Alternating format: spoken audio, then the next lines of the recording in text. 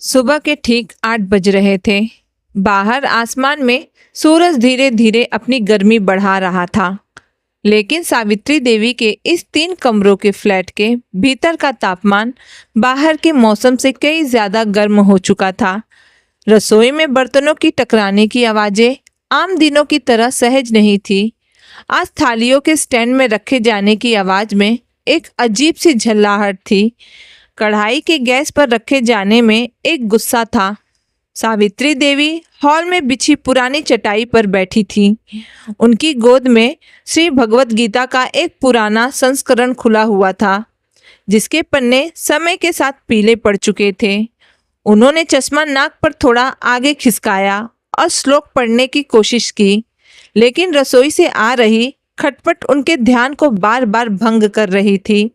तभी बर्तनों की वो खनक एक जोरदार सन्नाटे में बदल गई। रसोई के दरवाजे से नीलम बाहर निकली। उसके दाहिने हाथ में लकड़ी का भारी बेलन था, जिस पर अभी भी सूखे आटे की कुछ परतें लगी हुई थी। नीलम के चेहरे पर सुबह की ताजगी का नामो निशान नहीं था। वहाँ सिर्फ एक तीखा आक्रोश और गहरी लकीरें थी। वह लगभग पैर पटकती हुई हॉल के बीचों बीच आई और सीधे सावित्री देवी के सामने जाकर इस तरह खड़ी हो गई जैसे कोई थानेदार किसी मुजरिम के सामने खड़ा होता है।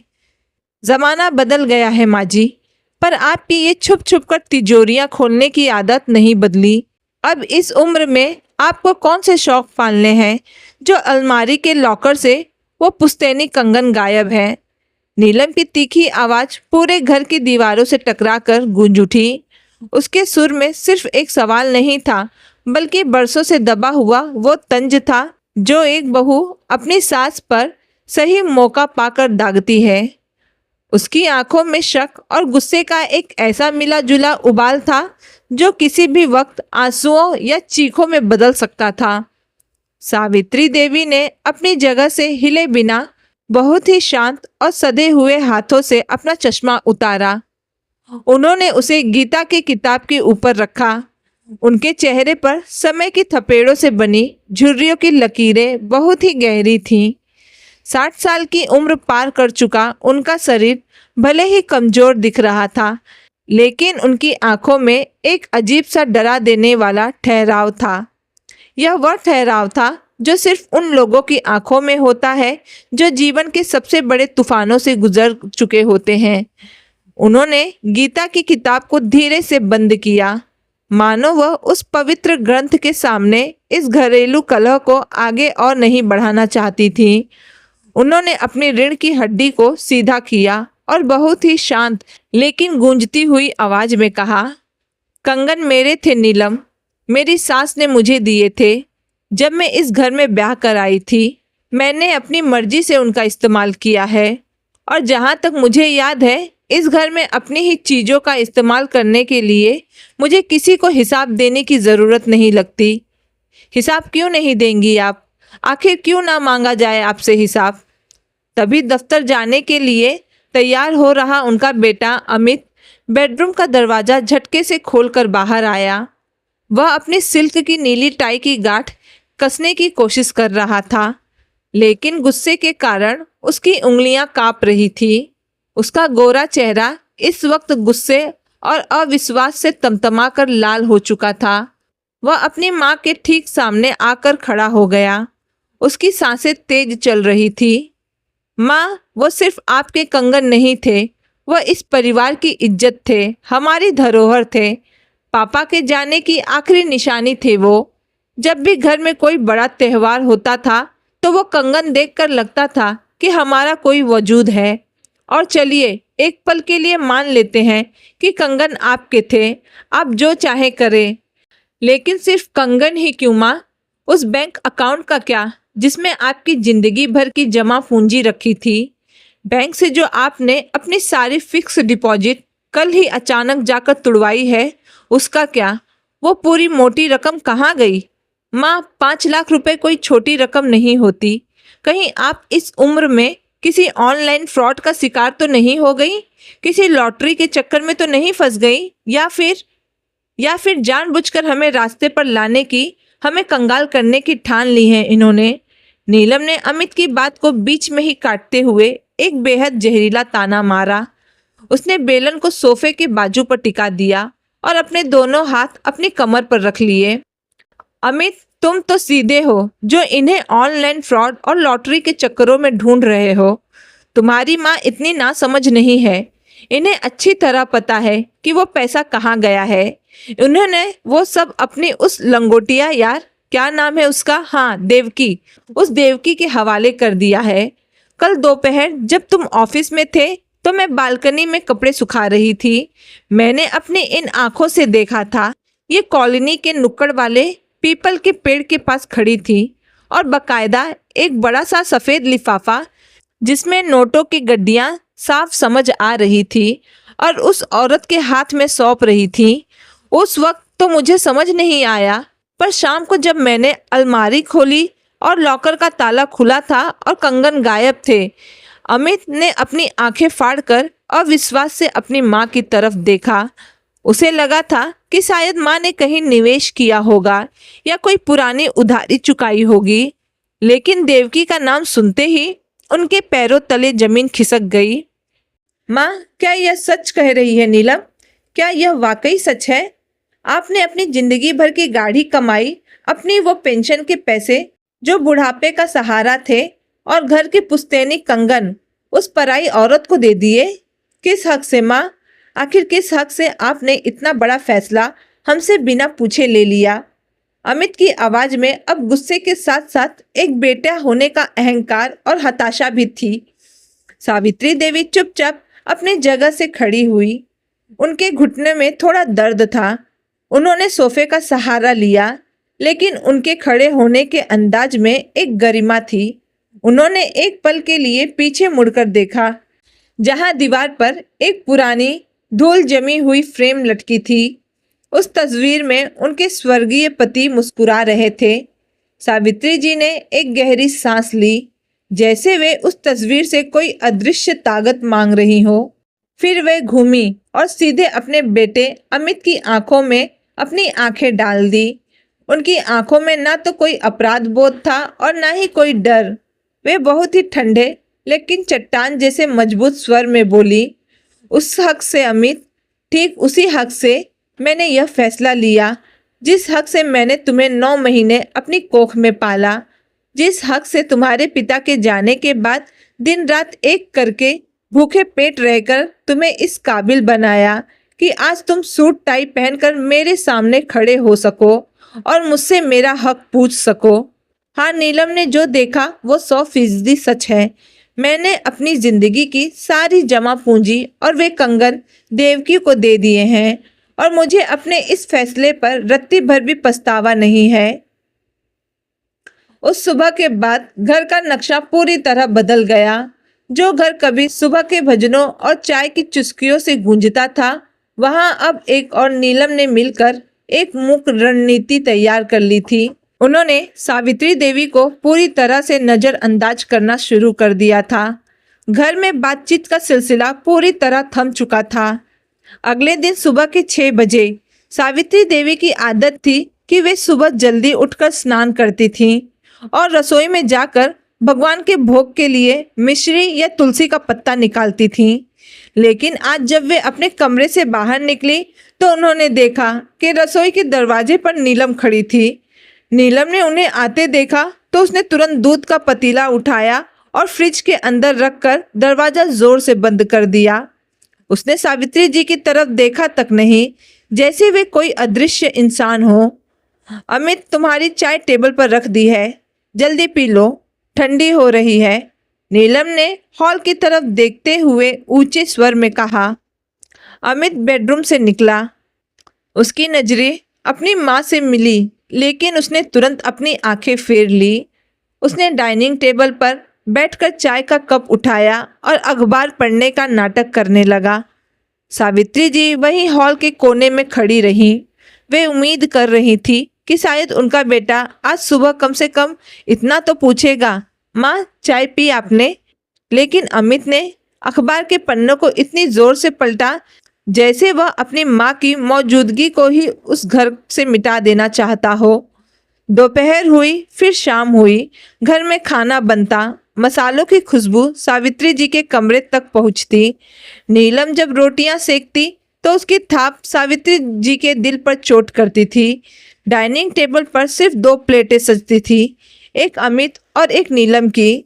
जब तक माँ को अपनी गलती का एहसास नहीं होता, जब तक वह उस औरत के पास जाकर हमारे गहने और वो 5 लाख रुपए वापस नहीं मांगती, तब तक इस घर में उनसे कोई वास्ता नहीं रखेगा। अमित ने रात के खाने के दौरान थाली में चावल डालते हुए कड़े और बेरुखे स्वर में कहा। उसका लहजा इतना तेज था कि बंद कमरे के भीतर बैठी सावित्री जी को एक एक शब्द साफ सुनाई दे रहा था। नीलम ने सब्जी कटोरी में परोसते हुए घी के चम्मच को बर्तन पर जोर से पटका।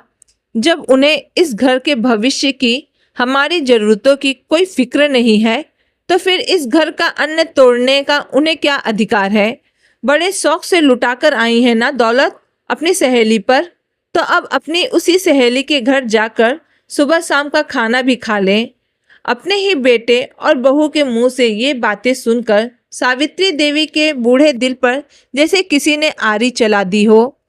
कमरे के अंधेरे में बिस्तर पर लेटी हुई उनकी आंखों से आंसू बहकर तकिए को भिगो रहे थे। उनका पूरा शरीर कमजोरी से कांप रहा था। पिछले 48 घंटों से उन्होंने अन्न का एक दाना भी मुंह में नहीं डाला था। रसोई में जाने का उनका आत्मसम्मान गवाही नहीं देता था और बाहर से मंगाकर खाना उनके संस्कारों के खिलाफ था। उनके कमरे की छोटी अलमारी में बिस्कुट का एक पुराना पैकेट और पानी की एक बोतल रखी थी। उन्होंने उसी पानी को पी पीकर अपनी भूख को शांत करने की कोशिश की। उनके घुटनों का दर्द भूख के कारण और बढ़ गया था। जब वे बिस्तर से उठने की कोशिश करती तो उनका सिर जोर से चकरा जाता था। लेकिन इन सब शारीरिक कष्टों के बावजूद उनके मन के भीतर जो संकल्प था वह किसी हिमालय की चट्टान की तरह अड़िग था। वे अच्छी तरह जानती थी कि बाहर की दुनिया में इस वक्त क्या चल रहा था। देवकी का इकलौता बेटा समर, जो अस्पताल के आईसीयू में जिंदगी और मौत के बीच झूल रहा था। 3 दिन पहले एक बेकाबू ट्रक ने उसकी बाइक को टक्कर मार दी थी। समर के सिर और छाती में गंभीर चोटें आई थी। डॉक्टरों ने साफ कह दिया था कि अगर अगले 24 घंटे के भीतर उसका न्यूरो ऑपरेशन नहीं हुआ तो उसकी जान बचाना नामुमकिन होगा। ऑपरेशन और दवाइयों का कुल खर्च करीब 7 से 8 लाख रुपए था और देवकी के पास सिवाय आंसू बहाने के कुछ नहीं था। ऐसे में सावित्री अपने आत्मसम्मान और भूख की खातिर अपनी सहेली के बेटे को मरने के लिए कैसे छोड़ देती?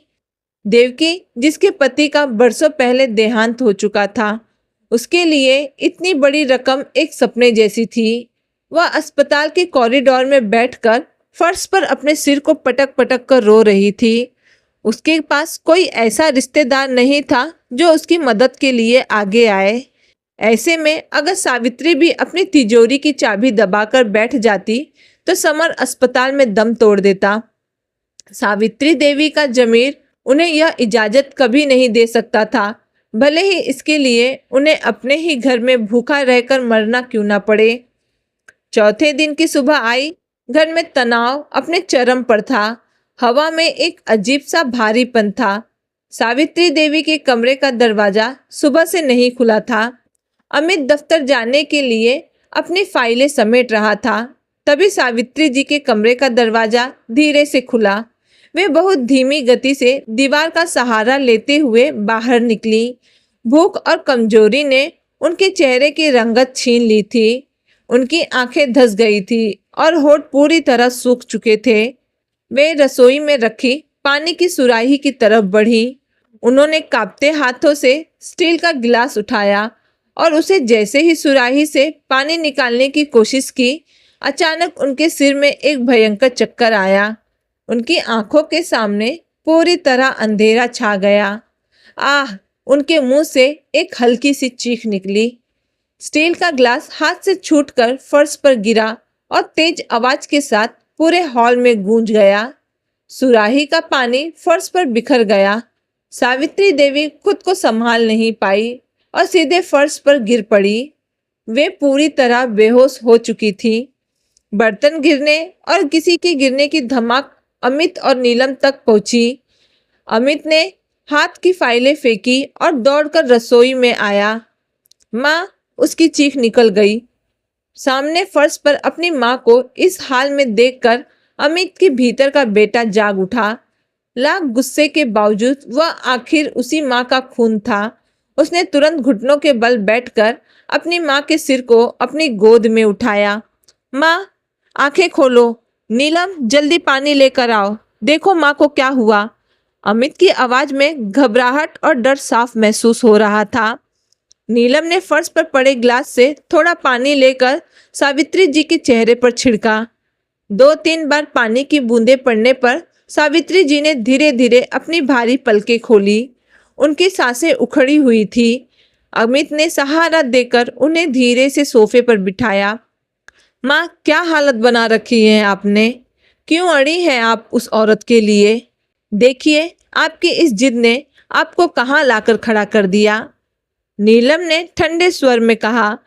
अभी भी वक्त है माँ जी, फोन उठाइए और देवकी से कहिए कि हमारे गहने और पैसे वापस करे। आखिर वो समर आपका क्या लगता है? सहेली का बेटा ही तो है ना, कोई सगा खून तो नहीं। यह सुनते ही जैसे सावित्री जी के भीतर एक सोई हुई शेरनी जाग उठी।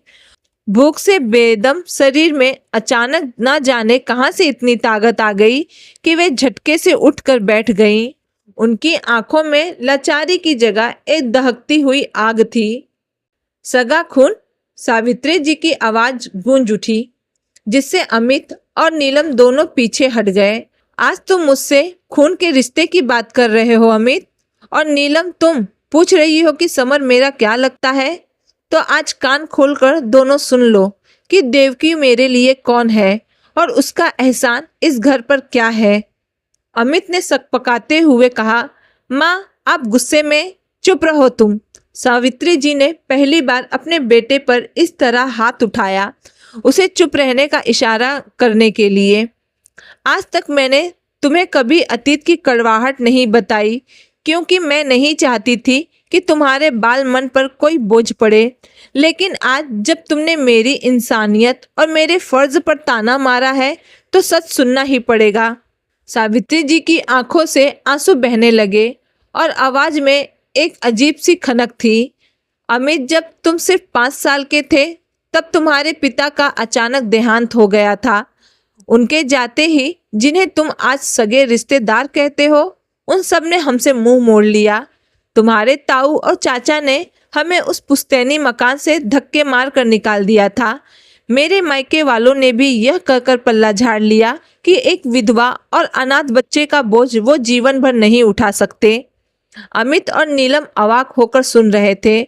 उस कड़कड़ाती ठंड में जब मैं तुम्हें गोद में लेकर सड़क पर बैठी रो रही थी और मेरे मन में आत्महत्या करने के विचार आ रहे थे, तब वहाँ देवकी आई थी।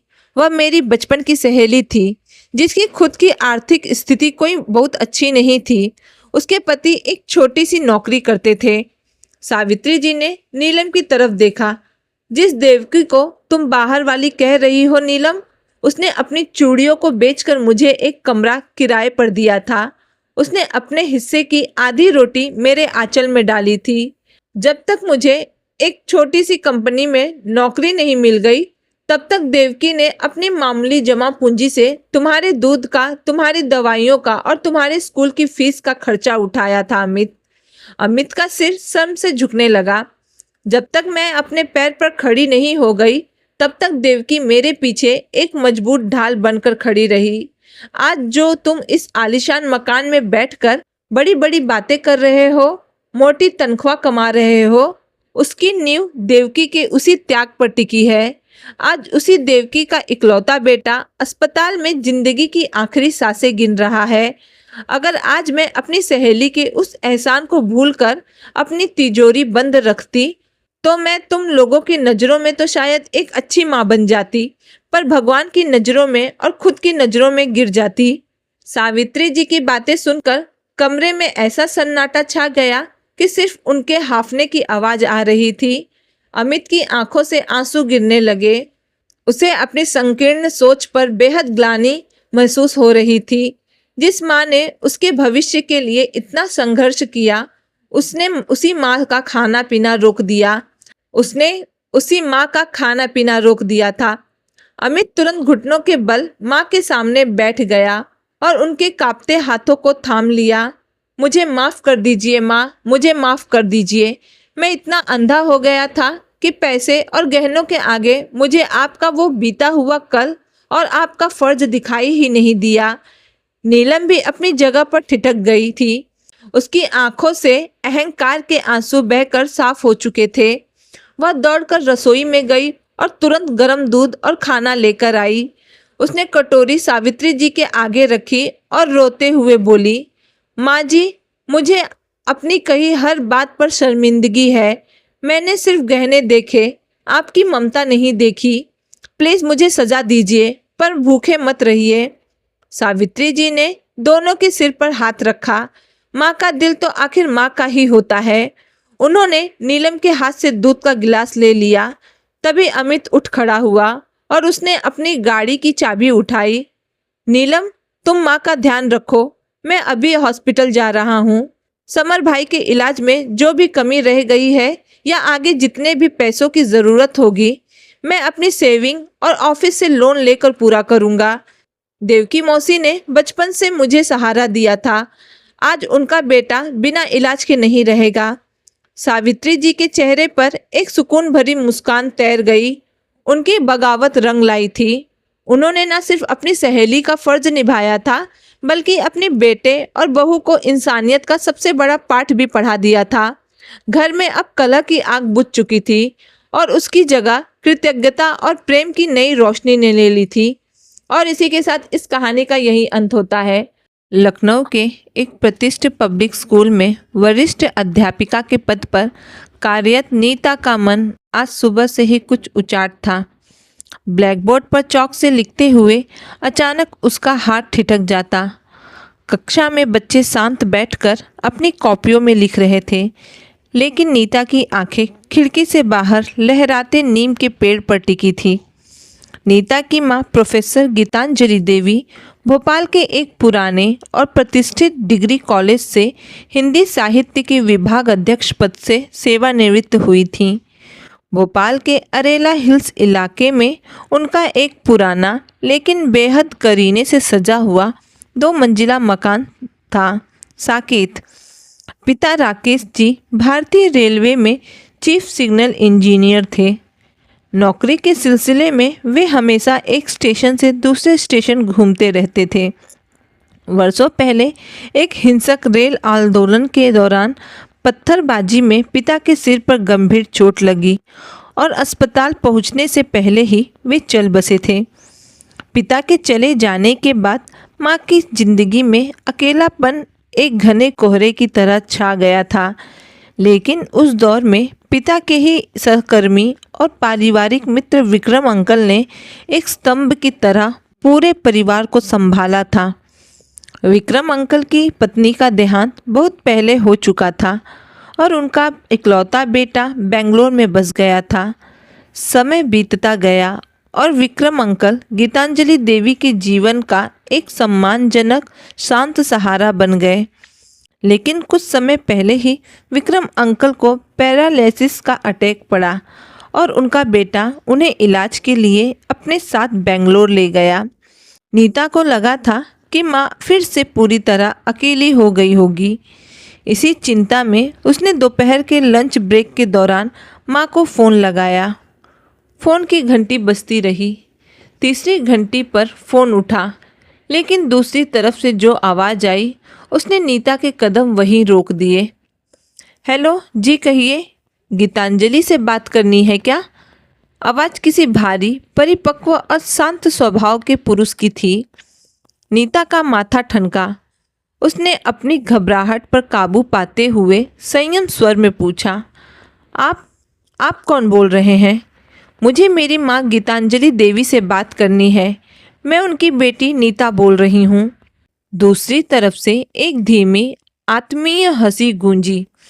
ओह नीता बेटा, नमस्कार, मैं देवेंद्र बोल रहा हूँ। दरअसल गीतांजलि जी अभी थोड़ी देर के लिए पास की बेकरी और सब्जी मंडी तक गई हैं।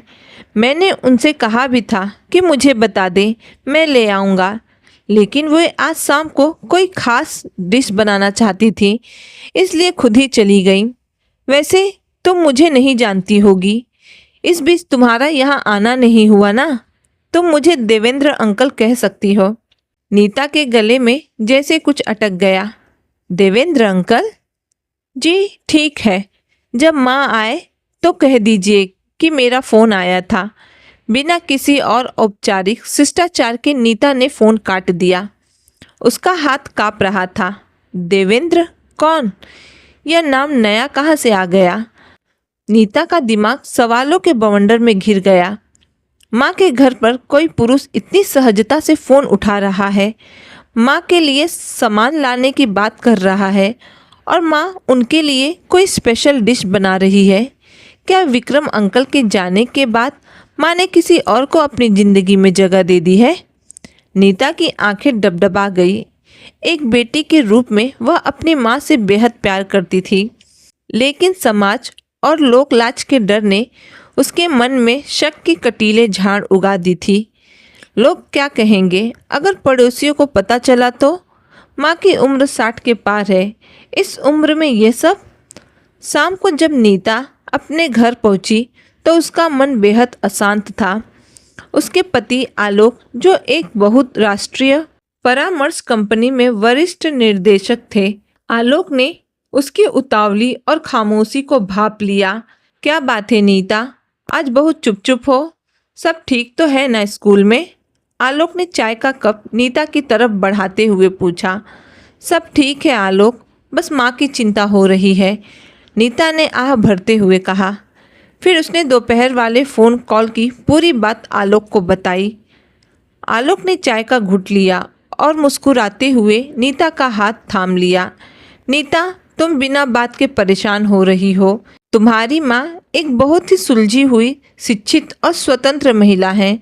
उन्होंने अपनी पूरी जिंदगी नियम और मर्यादा में जी है। अगर कोई देवेंद्र अंकल उनके घर पर है तो जरूरी कोई ठोस वजह होगी। तुम्हें सीधे अपनी माँ से बात क्यों नहीं की? मैं कैसे पूछूं आलोक? नीता की आवाज़ रुध गई। पिताजी के जाने के बाद विक्रम अंकल थे, तब भी मैंने कभी कोई सवाल नहीं उठाया, क्योंकि मैं जानती थी कि संकट के समय उन्होंने हमारी मदद की थी। लेकिन अब यह नया इंसान, अगर शहर में बातें बनने लगी तो? भोपाल छोटा शहर नहीं है, लेकिन कॉलेज और साहित्य जगत में माँ का बहुत बड़ा नाम है। लोग पीठ पीछे क्या कहेंगे?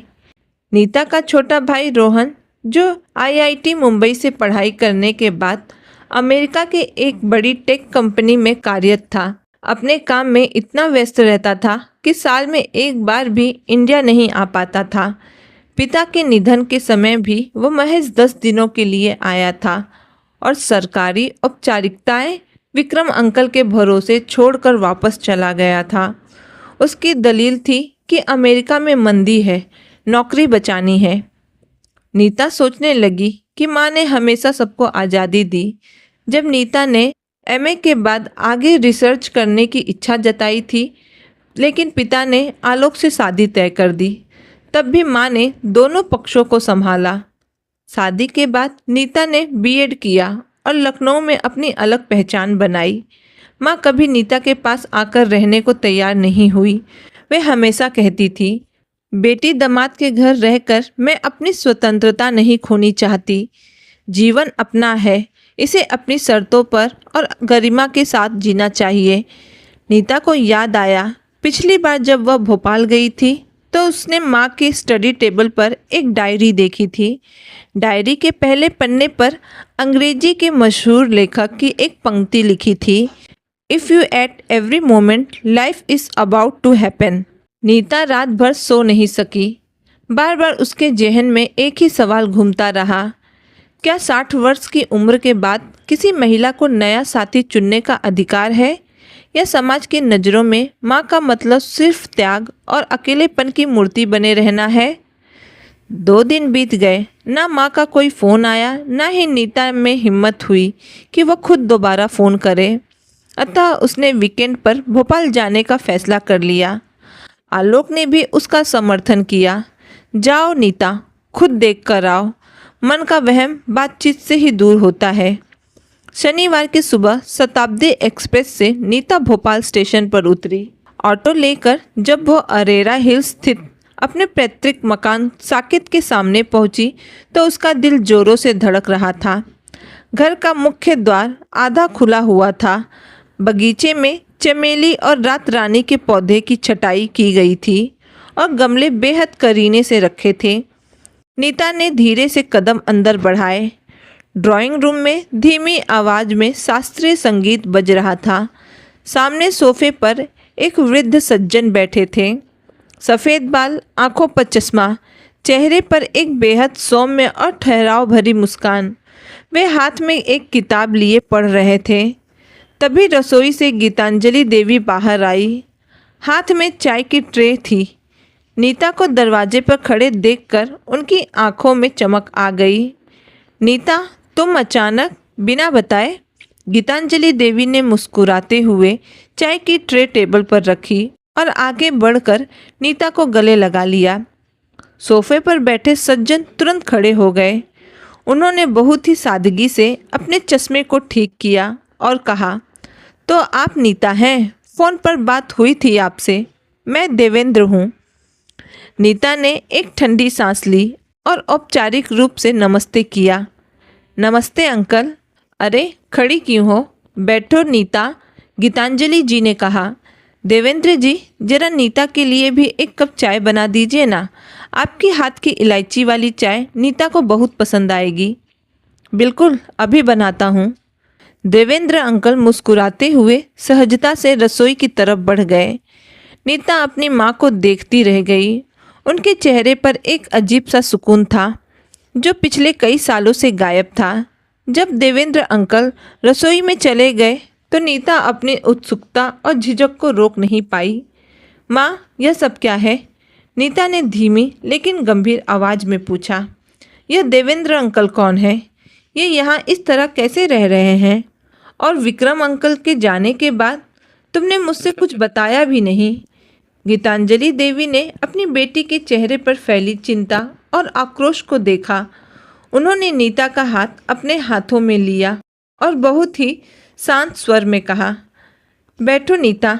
मैं जानती थी कि तुम्हारे मन में कई सवाल होंगे, लेकिन किसी भी नतीजे पर पहुंचने से पहले सच को सुनना और समझना जरूरी है। गीतांजलि देवी ने गहरी सांस ली और खिड़की से बाहर देखते हुए बोलना शुरू किया। नीता, तुम जानती हो कि तुम्हारे पिता के जाने के बाद मेरी ज़िंदगी कैसी हो गई थी। विक्रम जी ने हमारी बहुत मदद की। वे एक अच्छे इंसान थे, लेकिन जब उनका बेटा उन्हें बेंगलोर ले गया तो मैं इस बड़े से घर में बिल्कुल अकेली रह गई। रोहन अपनी दुनिया में मस्त है, तुम अपनी गृहस्थी और नौकरी में। मैं तुम पर बोझ नहीं बनना चाहती। लेकिन माँ, देवेंद्र अंकल यहाँ कैसे आए? नीता ने बीच में ही टोकते हुए पूछा। देवेंद्र जी, गीतांजलि के चेहरे पर एक आदर भाव उभरा।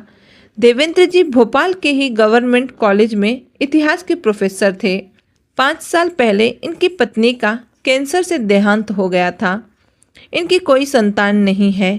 सेवानिवृत्ति के बाद ये शहर के एक अनाथालय और वृद्धाश्रम में समाज सेवा का काम करते हैं।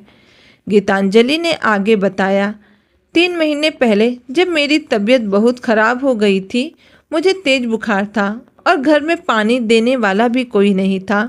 तब हमारी पड़ोस में रहने वाली मिसेस शर्मा ने देवेंद्र जी को बुलाया था। देवेंद्र जी हमारे साहित्य परिषद के अध्यक्ष भी हैं। उन्होंने आकर मुझे अस्पताल पहुंचाया, 3 दिन तक मेरी देखभाल की। जब मैं ठीक होकर घर आई तो हमने महसूस किया कि जीवन के इस अंतिम पड़ाव पर हम दोनों ही बहुत अकेले हैं। तो क्या आपने इनके साथ रहने का फैसला कर लिया? नीता की आवाज़ में थोड़ा तीखापन था। माँ, पड़ोसियों ने क्या कहा होगा? समाज क्या सोचता होगा? गीतांजलि के चेहरे पर एक दृढ़ता आ गई। उन्होंने नीता की आंखों में आंखें डालकर कहा, नीता, जब तुम्हारे पिता की मृत्यु हुई थी और मैं रो रो कर अधमरी हो रही थी, तब इस समाज का कौन सा इंसान मेरे पास रोज हालचाल पूछने आता था। जब रोहन मुझे छोड़कर अमेरिका चला गया, तब समाज मुझे खाना खिलाने नहीं आया। जीवन के 60वें 65वें साल में जब रात के सन्नाटे में इंसान को सिर्फ एक सहयात्री की ज़रूरत होती है जो उससे पूछ सके कि क्या तुमने दवाई खाई, तब समाज का कोई नियम काम नहीं आता। तभी देवेंद्र अंकल हाथ में चाय का कप लिए बाहर आए। उन्होंने चाय नीता के सामने रखी और बहुत ही नम्रता से बोले, नीता बेटा, तुम्हारा गुस्सा और तुम्हारी चिंता बिल्कुल स्वाभाविक है। एक बेटी होने के नाते अपनी माँ की प्रतिष्ठा की परवाह करना तुम्हारा हक है, लेकिन मैं तुम्हें एक बात का यकीन दिलाना चाहता हूँ। मैं यहाँ गीतांजलि के सम्मान को ठेस पहुँचाने नहीं आया हूँ। देवेंद्र जी मुस्कुराते हुए आगे कहा, हम दोनों ने शादी नहीं की है, ना ही हम किसी सामाजिक ढोंग में बंधे हैं। हम केवल सहयात्री हैं, दो अकेले इंसान जो दिन में साथ बैठकर चाय पीते हैं, किताबों पर चर्चा करते हैं, एक दूसरे के सुख दुख और बीमारियों का ध्यान रखते हैं। हमने अपने इस रिश्ते का नाम दिया है मैत्री। यदि तुम्हें लगता है कि मेरे यहाँ रहने से तुम्हारी माँ का नाम खराब हो रहा है, तो मैं आज ही यह घर छोड़कर अपने पुराने मकान में वापस चला जाऊंगा। देवेंद्र अंकल की बातों में कोई छल नहीं था, केवल एक गहरी सच्चाई, बड़प्पन और आत्मीयता थी। नीता खामोश हो गई। चाय का कप हाथ में लिए वह देवेंद्र अंकल के चेहरे को देखने लगी, जहाँ केवल एक बुजुर्ग की निश्चल और पवित्र भावनाएं छलक रही थी। उस शाम नीता पूरे घर में घूमती रही। उसने देखा कि घर के कोने कोने में एक नई ऊर्जा थी। जो घर पहले एक वीरान हवेली जैसा लगता था, जहाँ सन्नाटा चीखता था, वहाँ अब फूलों की महक थी। स्टडी रूम में 2 कुर्सियाँ लगी थी, जहाँ गीतांजलि जी अपनी डायरी लिखती थी और देवेंद्र अंकल इतिहास की अपनी किसी किताब पर काम करते थे। रात के भोजन पर देवेंद्र अंकल ने खुद रसोई में जाकर नीता की मनपसंद भिंडी की सब्जी और गरम गरम रोटियां बनाई। खाने की मेज पर हंसी मजाक का माहौल था। नीता ने गौर किया कि उसकी माँ के चेहरे पर वर्षों बाद एक वास्तविक और निश्चित मुस्कान थी। उसने महसूस किया कि जिंदगी किसी उम्र की मोहताज नहीं होती। समाज की पुरानी सोच और संकीर्ण धारणाओं के कारण अक्सर हम अपनों की खुशियों का गला घोट देते हैं। माँ ने पूरी जिंदगी अपने परिवार, पति और बच्चों के लिए त्याग किया था। अब जिंदगी के ढलते सूरज के सामने उन्हें एक सच्चा, सम्मानजनक और संबल देने वाला साथी मिला था, तो नीता को अपनी संकीर्ण सोच पर शर्मिंदगी महसूस हुई। अगली सुबह लखनऊ वापस लौटने का समय हो गया था। सूटकेस लेकर नीता ड्राइंग रूम में आई। गीतांजलि जी और देवेंद्र अंकल दोनों उसे छोड़ने के लिए दरवाजे तक आए। नीता ने आगे बढ़कर अपनी माँ के चरण छुए और उन्हें कसकर गले लगाया। फिर वह मुड़ी और देवेंद्र अंकल की तरफ देखा। देवेंद्र अंकल के चेहरे पर एक हल्की सी झिझक थी। शायद वे सोच रहे थे कि नीता उनके बारे में क्या फैसला करके जा रही है। नीता ने अपनी झिझक को पूरी तरह तोड़ते हुए मुस्कुराकर देवेंद्र अंकल के भी पैर छुए। देवेंद्र अंकल का हाथ स्वतः ही नीता के सिर पर आशीर्वाद देने के लिए उठ गया। उनकी आंखें नम हो गई। अंकल, नीता ने नम आवाज में कहा, माँ का ख्याल रखिएगा। ये अपनी सेहत का बिल्कुल ध्यान नहीं रखती। और हाँ, अगली बार जब मैं लखनऊ से आऊँगी तो आलोक और बच्चों को भी साथ लाऊंगी। आपको उनसे मिलना होगा। देवेंद्र अंकल ने मुस्कुराते हुए सिर हिलाया। तुम बेफिक्र होकर जाओ बेटा। गीतांजलि जी की चाय से लेकर उनकी दवाइयों तक की जिम्मेदारी मेरी है। गीतांजलि देवी की आंखों में खुशी के आंसू छलक आए। उन्होंने देखा कि उनकी बेटी ने न केवल उनकी स्थिति को समझा था, बल्कि देवेंद्र जी को पूर्ण सम्मान के साथ स्वीकार भी कर लिया था। स्टेशन की तरफ जाती हुई टैक्सी में बैठकर नीता ने खिड़की के बाहर देखा। भोपाल की सुबह की धूप नीम के पत्तों पर चमक रही थी। नीता के मन से सारा बोझ उतर चुका था। उसने अपने फ़ोन में आलोक का नंबर मिलाया और मुस्कुराते हुए कहा, आलोक, माँ बिल्कुल ठीक है और हाँ, हमें अब उनकी चिंता करने की कोई ज़रूरत नहीं है। उन्हें ज़िंदगी का सबसे खूबसूरत सहयात्री मिल गया है। और इसी के साथ यह कहानी का यही अंत होता है। अगर कहानी अच्छी लगी हो तो कहानी को लाइक और चैनल को सब्सक्राइब करना ना भूलना। धन्यवाद।